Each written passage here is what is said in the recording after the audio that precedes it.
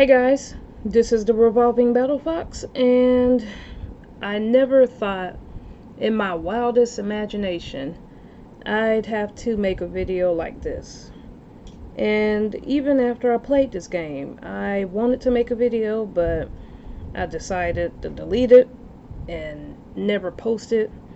And I figured I'd try my best just to move on and not make a video about it. But after seeing various other people do reviews on it and give their thoughts and impressions, and just seeing all the hate for this video game, I feel like I need to go ahead and just throw my voice into the wind there. This video isn't going to be fully detailed. I feel like, at least for me, in order to convey my feelings about, or at least all my feelings about this particular video game, I would have to break it down into separate videos if you guys want to see that. But well, for one, because there's just so much to cover as to why I think The Last of Us Part 2 is polished trash, and I ended up selling my copy of it today actually, but I shipped that off. But even though there's so much content to cover on why it's trash, I feel like other reviewers, they do a better job of getting their point across. They're more eloquent, I guess. So that's pretty much why I held off. But if you guys really want to see more videos about certain characters and my opinions on this particular game in depth, just let me know. But today I just wanted to come at you with a more personal, there's more of an emotional, I guess, plea, or not plea, but just the emotional reasons why I'm very disappointed with this game and just where I'm coming from. So everyone knows we have this whole, ooh, I feel like there's something in my eye. Nope, not a tear, just a speck of dust or something. But so everyone knows we have this whole coronavirus going on. And if you're not familiar with my channel, well, I'm a cosplayer. I like to travel to different anime or gaming conventions, Comic-Con, stuff like that. And cosplay is something I enjoy. It's something I got into late, only a few years ago, and it's something I want to do for the long haul, or at least for the next few years. I want to travel around different conventions and visit different places. I even want to go to Tokyo, hopefully the year after next. But I don't want to go off on too much of a tangent on that, but cosplay is pretty much my life. I like, at this moment at least, I like to cosplay and go to the conventions, travel, all that good stuff. So with the coronavirus around, that actually canceled a lot of my plans. And not just my plans, but a lot of people's plans. But of course, as a cosplayer, going to conventions, you got a lot of people there. Yeah, you can't have that. So, or at least that's what the state thinks. And a lot of these conventions are forced to postpone or just cancel for the year. And going to these conventions are a way of how I personally escape life. It's a form of escapism. You know, I don't think escapism is bad, but of course it can be an addiction. But you know, I think everyone has their own escapism. Cosplay is mine. So when I go to work and I work really hard at my job, I'm focused on going to the next convention. That's the thing that motivates me. So when you're working hard at your job and you have something in mind to motivate you other than just keeping a roof over your head, and when those parameters or the goal is moved, it kind of does something to you. You lose motivation. So with having several of my cons either postponed or canceled, I had extra vacation days. So I ended up taking 3 nights off. Yes, I put in vacation time, 3 nights, to play The Last of Us Part 2. And with my schedule, I ended up having 5 nights off because 2 of those days or 2 of those nights I was actually just going to be off regardless. That's how my schedule is. So, with that being said, I was super excited to play this game. I pre-ordered the special edition. I was counting down the days to play this game. Whenever things got hard at work, I'd sing some of the songs. I'd sing the True Faith song. I'd sing the Ellie song and one of the original trailers. You know, the one how she walks through the valley. That one really got me through a lot. But yeah, just thinking about this game and how I'm looking forward to taking some nights off to play it.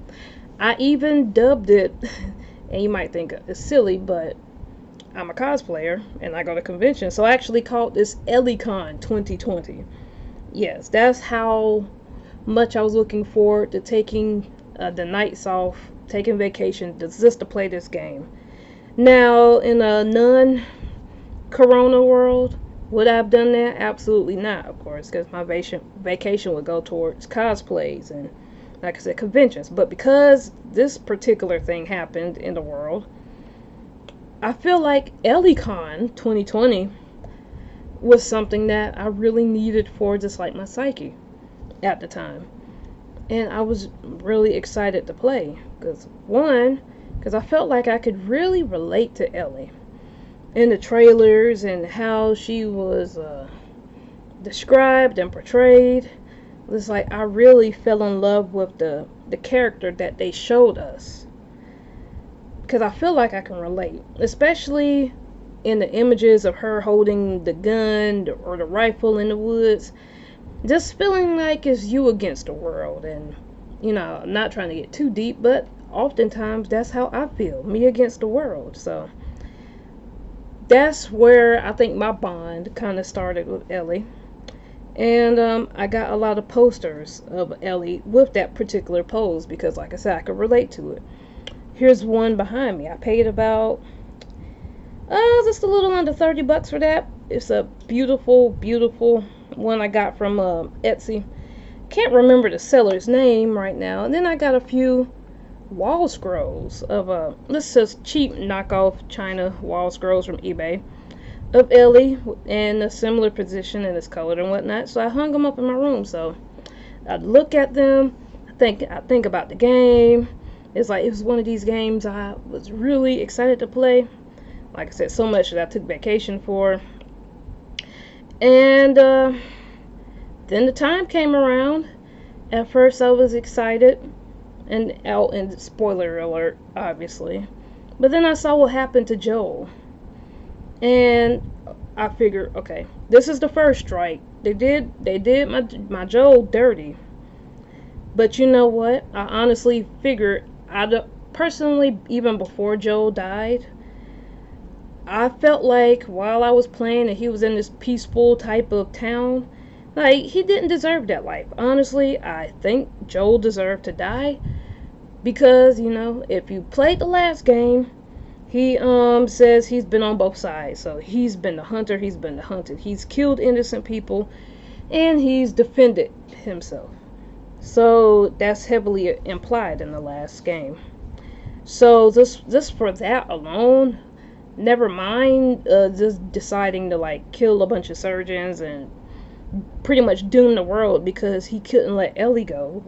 We won't even address that issue, but just on the fact of him being a hunter and a hunted. And I was like, yeah, he can't really live an idealistic life. But however, just the way that they handled Joel's death was very disrespectful, in my opinion, to the players.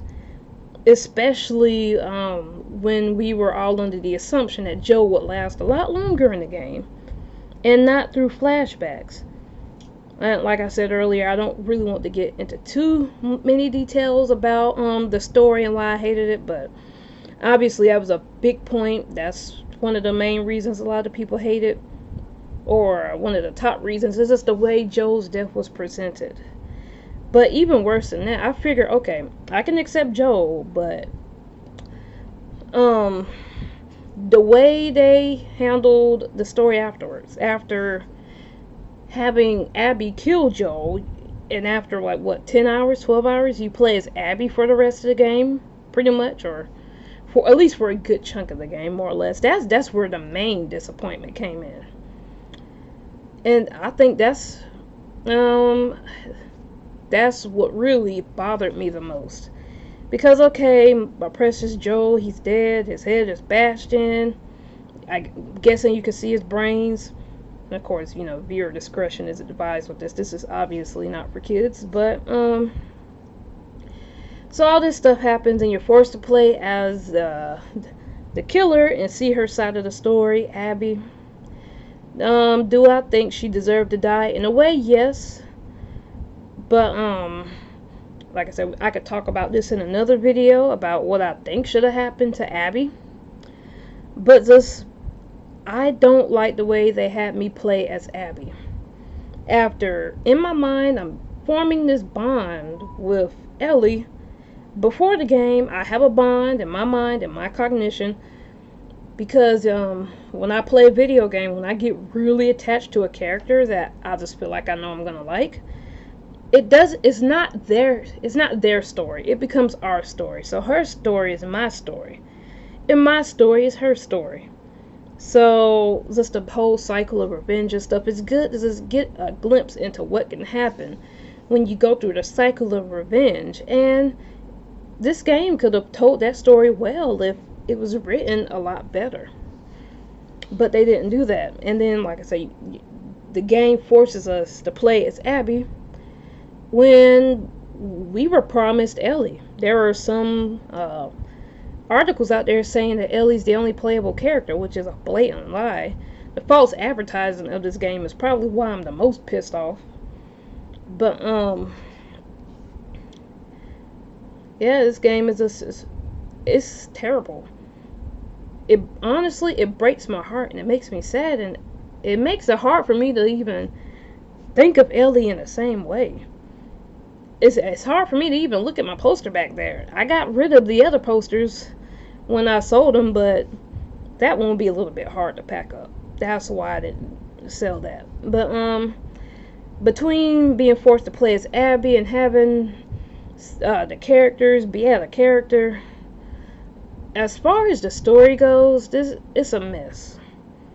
And I don't even know why Neil Druckmann decided to go on this path. I know he said, well, I'm not going to say he said, but he seems to enjoy pissing his fan base off. He seems to, like I said, this is your discretion advised, but he seems to jerk off to the fact that he's pissing off a lot of his loyal fans. And no, just because I hate the game, it doesn't mean I'm transphobic or I hate women or what's the other one? I'm a bigot and I just can't accept diversity.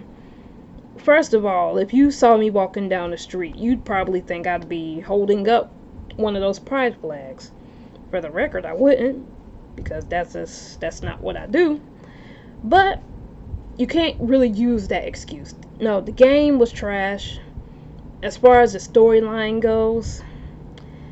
But now as far as the combat, I enjoyed the combat for the most part.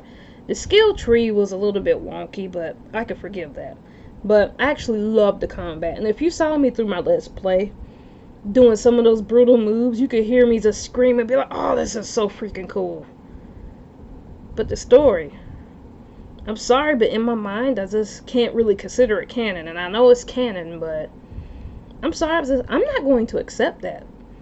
Because, you know, the Ellie that I imagined, the upset, revengeful Ellie, despite all of that, I just really doubt she'd turn into the monster that they made her.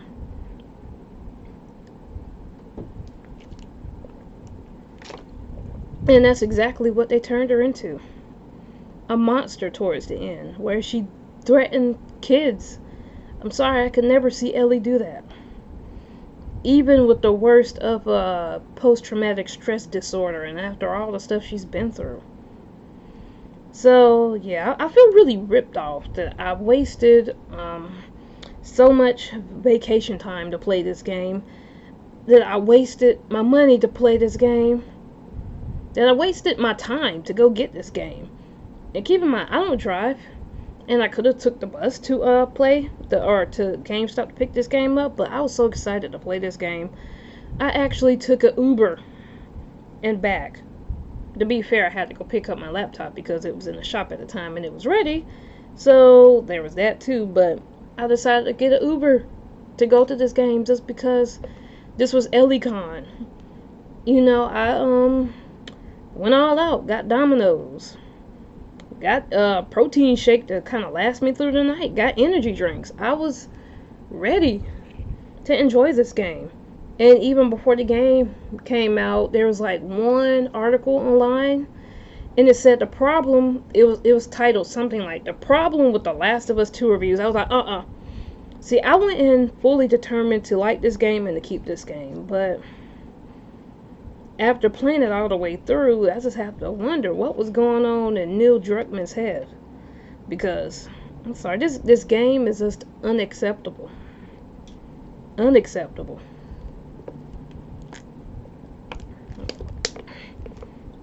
The gameplay is good, but the story is bad, and for that reason I have to give it a 5 out of 10. And it's only because of the gameplay I score it so high. In my mind I want to give it a 0. But that's why I said this game is polished trash, because the gameplay, the combat system really is polished and beautiful. Even on my Sylvania TV I've been rocking for over 15 years at this point. But I guess this is where I'm coming from. I'm really sad. I'm really heartbroken. Like I said earlier, I sold the game today. Shipped it off. And like I said, I thought this one was going to be a keeper. Or at least I figured I'd play through it twice. I didn't even want to play through it again after. Once I was done with it, I wanted to play through the scene where Levi, or Levy, however you say his name, where him and Abby are like facing off against the WLF and the Seraphites. That's probably the best scene, and for the record, I absolutely love Levi. But we could talk about him in another video if you want, why I think Levi was one of the best characters in the game or something like that. But at this point, when it comes to the just a basic game, I think I've said what needed to be said for the most part. Of course, I'm probably leaving out some stuff, but I just really wanted to make this heartfelt message about why I'm heartbroken. I didn't want to get into too much detail about the game because, like I said, I feel like that's better left for future videos. And if you guys are really interested in me doing future videos about them, about certain characters, let me know. Because I have a lot on my mind to say. It's just, if I put it all in one video, it's kind of hard for me to keep things in order. And I end up repeating myself or forgetting things, kind of like how I am now. So yeah, if you guys want to see those videos, let me know. And yeah, this game is trash. Polished trash, but still trash nonetheless. So yeah, guys, I'll talk to you later. Bye.